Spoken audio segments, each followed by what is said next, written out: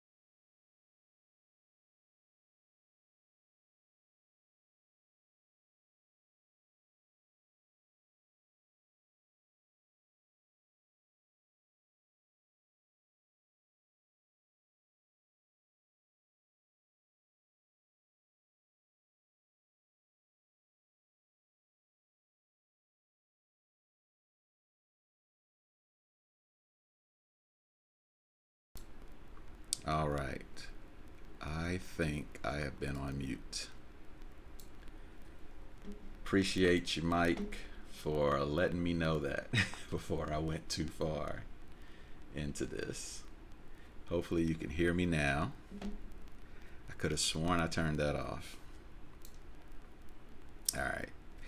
Well, hopefully you got something out of watching what I was doing. What I was doing on mute was talking about the good, you can hear me okay. Was talking about the meeting chat. I talked about the attendance report that is new to GCC, that has already been in commercial, and now we started talking about recordings and whether or not people can access them, and if they can't, what do we do? So I was doing a lot of talking that is totally wasted, but we're going to move forward. We're not going to live in the past. So anyway, so what you saw me do, even though you didn't hear me talk about it, was fire up a meeting and record it. Okay. And I clicked on the recording, which we saw here, opened it up in my browser because those recordings are stored in OneDrive. And that helps us in this question we have here about, okay, how do people see the recording afterwards? Because normally anybody that is in the meeting will get access. OneDrive and Teams and all that takes care of that. But if they can't, then that's where the flexibility of sharing in OneDrive really kicks in. So this is the recording, and there's the share button. So it's telling me only people you specify who have this link will have access to view. Typically that's going to be the people who attended. It's going to kind of set that up on its own. But let's say either somebody didn't attend, or I just want to share it with somebody in general.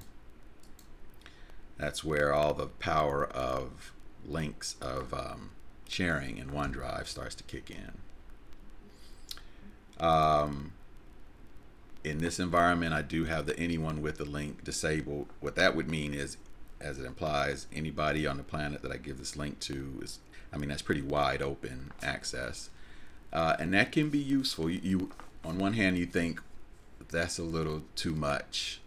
On the other hand, as I've been reminded by others, a recording that, let's say you're putting in a newsletter, you're putting the link to that recording in a newsletter, you're putting it on your web page. I mean, that is essentially anyone. And so that, I think that's where that makes sense.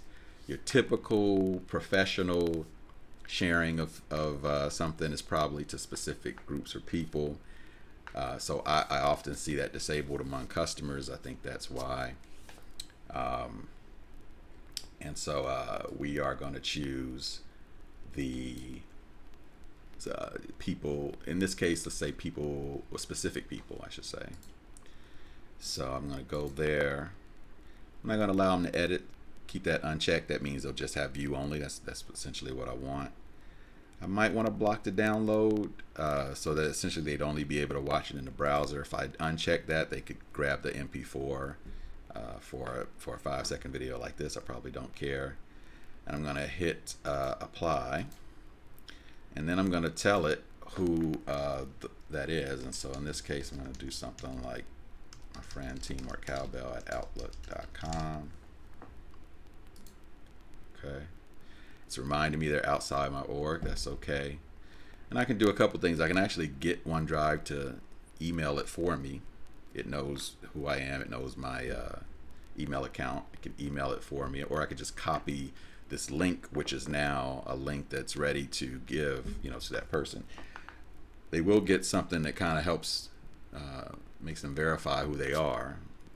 But yeah, this will allow me to share that. And so back to our scenario where even in your org, someone for whatever reason can't see the recording, doing this will help make that happen. So to me, it's like, even if something went wrong initially, at least I can do this as a workaround. I thought I had them correctly added to the meeting. They didn't get it. I'll just do it instead. Doesn't work. Well, it would work, but this would be problematic if there's like 100 people that you got to do this for. but the onesie twosies, I think this works well.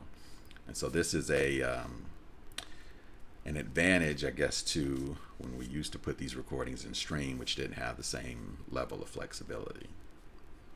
So again, whether you are this happens to be government tenant, you happen to be commercial instead, same thing.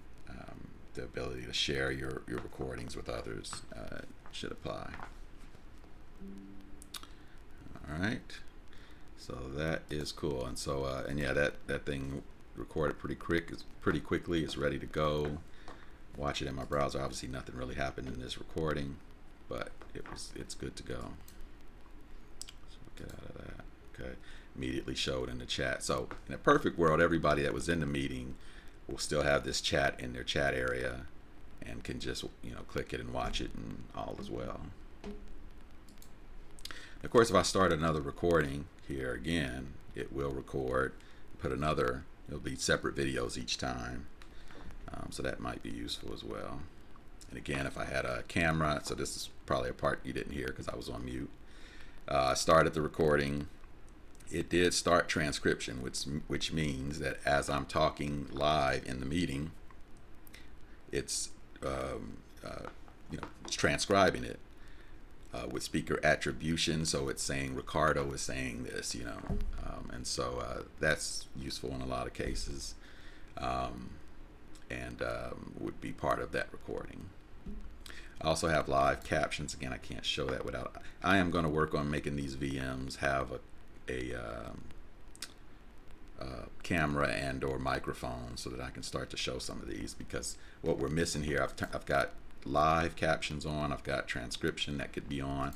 So live captions would show down at the bottom as people are talking. Transcriptions would be on the side and would be part of the recording. So a lot of cool stuff that it's hard to show without a live microphone as part of it. Okay. All right. So, but that's good stuff there. Breakout rooms.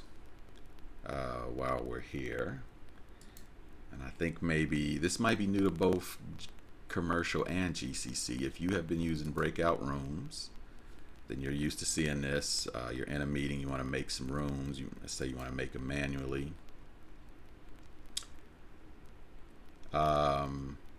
But what's new, hey LinkedIn user, I don't know your name, but I see you said hi, so I'm saying hi back. But let's see, so let me get out of this. What I wanted to do is come here, because if we go over in the settings for breakout rooms, you will see you might see this is new. Hey Marshawn, how you doing? You'll see this is new, assigning presenters to manage rooms. So if I back up, what's the problem we solved here? Originally, one organizer would be the one in charge of all the breakout room stuff, which, depending on how big that meeting is, that could be a little bit of a challenge that you wish you had some help on. Well, now you do. If there are other presenters in here, we can, and again, this meeting doesn't have any, but I could say, okay, not just me, but Joe and Jim and Lisa, you all can help manage rooms. You can create rooms for me, and so maybe I can now just focus on, I don't know, some of the other meeting options you guys run with the breakout room stuff. So that's new for sure in GCC. Maybe new as well to commercial. We could check that, flip over to that tenant. But that's for people who do a lot of breakout rooms, this is a big deal. And more stuff is coming, right? I think we're still waiting on creating breakout rooms ahead of the meeting versus doing them in the moment. In fact, let's jump over to the commercial version and see, because I haven't tried it actually. Let's do a meet now. Let's see what we got there. Actually, meet now, that wouldn't help us. Let's just schedule a new meeting. Schedule it for 12 o'clock is good. Breakout room tests. And let's see, we'll hit save.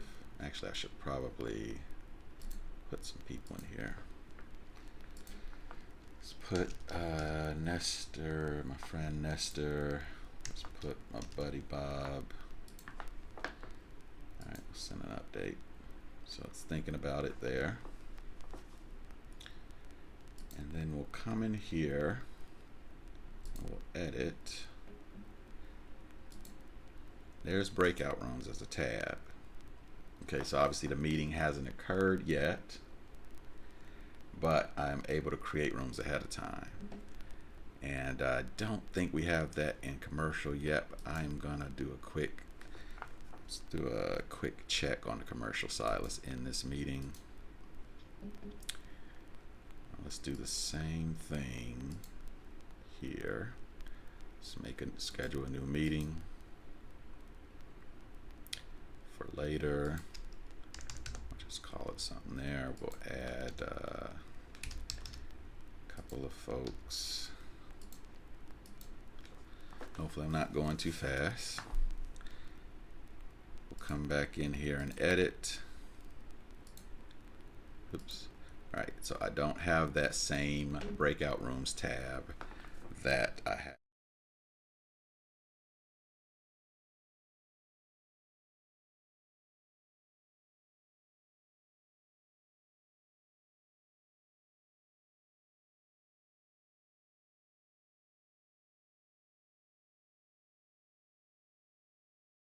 GCC side, that tab is not there, so we're not there yet. I need to check to see what the current estimate is on when that'll come out. But if we go to the commercial side, this is cool. I think I should be able to rename them. So the party people and whatever else we want to do here. And of course assign participants ahead of time. Automatically would kind of put people randomly, but if we go here, we'll say that Bob is a party people person, and we'll do that and assign him there. I think my head's in the way. Yeah, so we got Bob in the party people room. So that's, and then we even send an update. Be interesting to see. I don't think I don't know if the email is going to tell them what room they're going to be in or not. So that's something I'm going to try for maybe a future session to see what the full experience of pre-created breakout rooms is all about. Because I'd be interested to know there if Bob is going to get anything that lets him know that he'll be a part of the party people room. So that would be interesting. I can even add a room if I forgot to do room 3, all that good stuff, delete a room. And again, assign presenters to manage rooms, so good stuff there. So if you've been doing breakout rooms a while, even in commercial, you're getting some new pieces, but even in government cloud, you're getting some new pieces. Commercial, it's getting pretty interesting as well. Again, breakout rooms, you would use that for anything from, fun stuff. I've seen that used in virtual, what do you call them? Like after hour? No, not after hours. Virtual, maybe it is after hours. Virtual fun events, for after work, bringing people in and then breaking them out into rooms of different topics, like, cigar smokers here and people who bake their own bread are here, and, so that works out pretty good.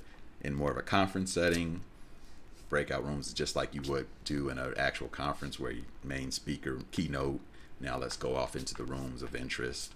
So lots of different uses for that. All right. Cool. So let me jump back over to GCC. So close this here. So that's good stuff there. All right. If you are out there watching and there was something specific you wanted to ask about or see, feel free to throw that in the chat. especially now that you can hear me. Oh, the things you gotta check. If you're a streamer, you know what I'm talking about here, but if you're not a streamer, you just don't know how many screens I've got going, to multi-stream live to 3 places and check and make sure everything's good, and it's interesting. Cool. All right. So yeah, that was the main stuff I wanted to talk about. Some of the new things that had dropped for government.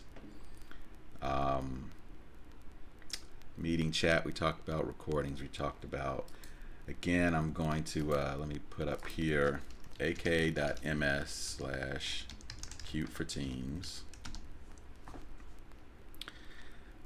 You can see that there are many months. I think we're on episode 40. There are many months worth of videos there that you can go back and check out.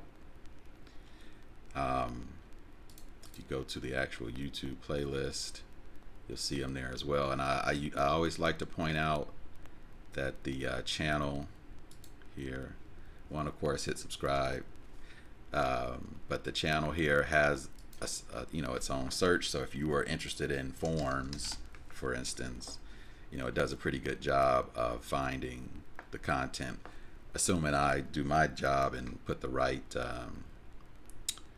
tags and whatnot in the descriptions. So if you have a particular interest about a certain topic, use that channel, that video specific. I think that's different from this one. I think this is searching all of YouTube, but this one is searching these the channel specific videos.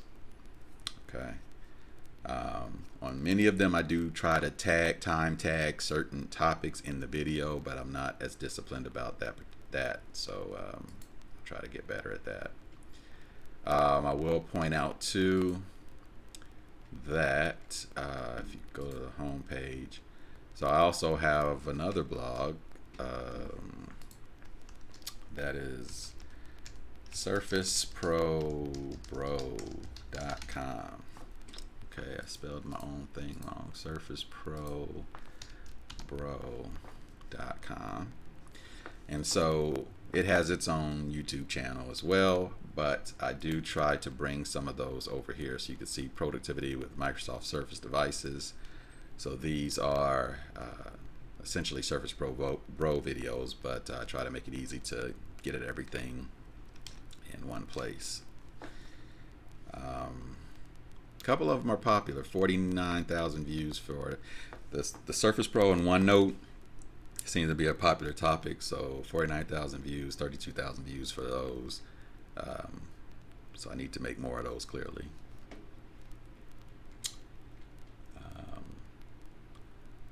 All right. So good stuff there. But yeah, we came here to talk. Yeah, Teamwork Cowbell. So that's there. That's showing me, by the way, that this is working. The live piece is there, so I'm glad that that's working. I don't think I think most people are hitting me from LinkedIn at this point, but it's all good. So I'm happy this is working. I will remember from now on not to be on mute. It's good to learn those hard lessons in the beginning of your journey rather than the end when like 10,000 people are trying to watch. So I appreciate that. All right. So I think we're good. I mean, I don't see any questions in the chat, but I will try to do this a little more frequently. Saturday mornings tend to be good for me, but I'll start scheduling them in the future, so people can adjust their schedule. Right now, I just kind of see who stumbles upon the live feeds, and but yeah, I'll schedule them in the future so that you can kind of come with your questions, and kind of try to do some more additional content in the future. So I hope this was useful, and yeah, I'll hit you up on the next Coffee with the Cowbell. All right, so everybody take care.